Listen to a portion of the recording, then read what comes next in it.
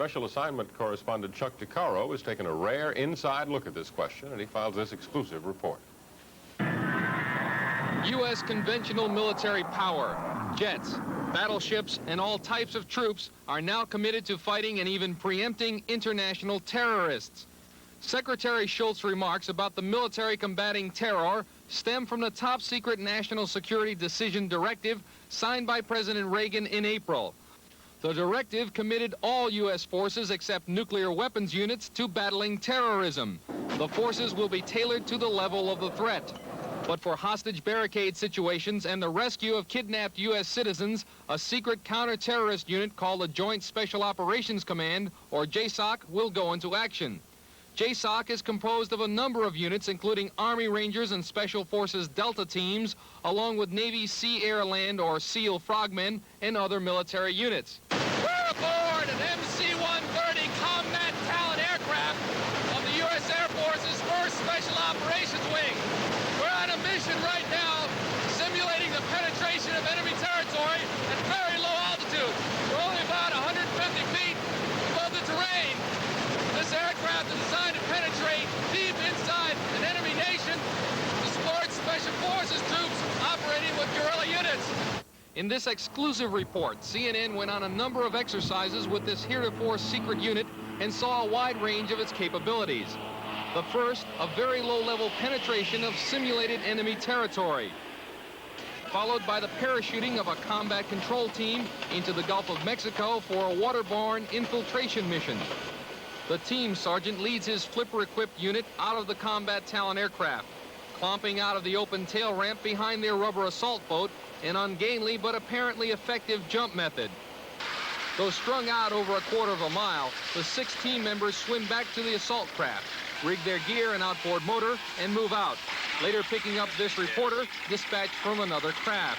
What we're doing is simulating a beacon placement mission where we will place a beacon near their headquarters so that the fast movers fighter-type aircraft can come in and neutralize the command and control center that they have set up.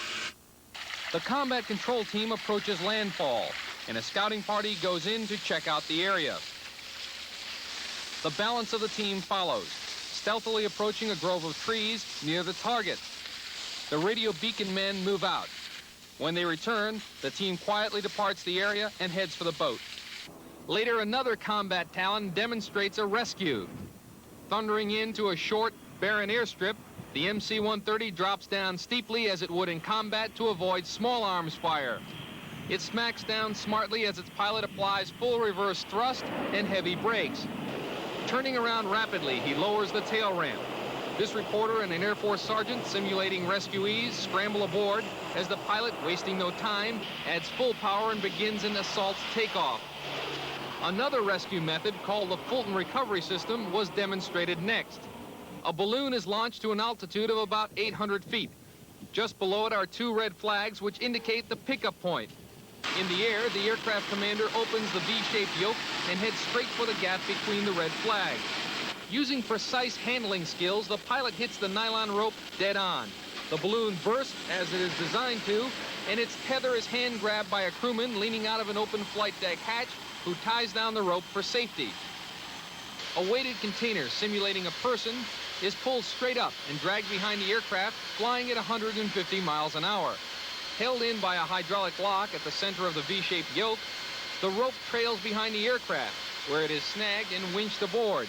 At one point, the rope becomes snagged around the tail, and the pilot shakes his controls until the rope slides free, leaving the crewman to winch in the weighted container. Next came a demonstration of a high-speed airdrop. Because the combat talon does not have to slow down to parachute equipment, an enemy watching on radar would see no change in airspeed and could not determine the position of the airdrop. With its sophisticated onboard navigation systems, hundreds of pounds of cargo can be delivered at night and in the worst weather to within a couple of 100 yards of the target. The 250-mile-an-hour drop speed gives enemy gunners only a fleeting target. As in Grenada, if a special operations unit gets pinned down or surrounded, this AC-130 has the sensors and guns to deliver massive firepower with surgical precision. Though the AC-130 dates back to Vietnam, it remains a very potent weapon for special operations.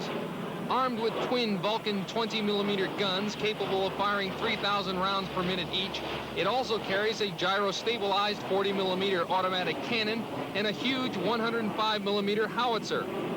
The AC-130 enters its trademark 30-degree left bank. Flying at 5,000 feet, the pilot calmly lines up the target, a single 55-gallon drum positioned next to a truck. In the aircraft's midsection, operators use high-tech sensors to find targets night and day and in bad weather. Using a laser illuminator, low-light level television zeroes in on the target. So does the infrared sensor, and a device called Black Crow seeks out the running engines of cars and trucks. On the first pass, Spectre lets loose with 20mm high explosive and armor-piercing rounds and 40mm mish-metal fragmentation shells. Though the drum is set afire, he comes around again, and a direct hit sends it up in a fireball.